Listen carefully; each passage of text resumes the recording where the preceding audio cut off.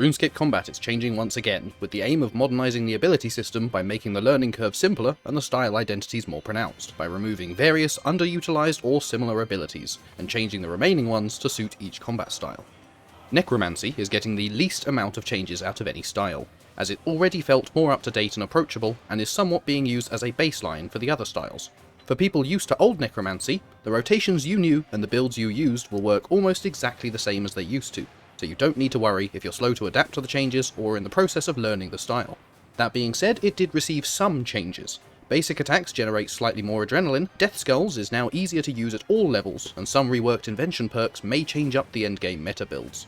To go into more detail, Death Skulls has been changed in two different ways. Having its adrenaline cost reduced from 100% to 60% by default, this used to be one of the perks on the Zuck capes, and the cooldown is going from 12 seconds to 10.2. Meaning it will be available one global cooldown quicker, reducing the need for using adrenaline potions on specific timings.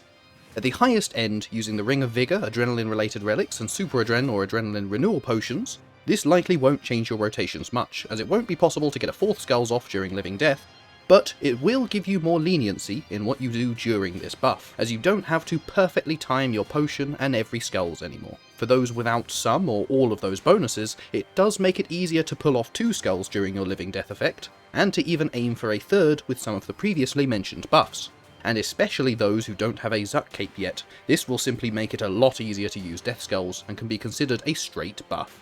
As the other styles had basic attacks added and their adrenaline generation increased from 8% to 9%, Necromancy had a sizable buff to compensate.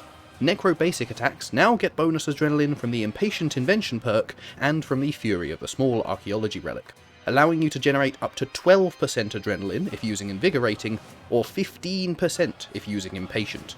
There's also a notable buff to Necromancy from another change to Invention perks. The Ultimatums perk is being changed to increase the damage of your ultimate abilities rather than reduce the adrenaline cost.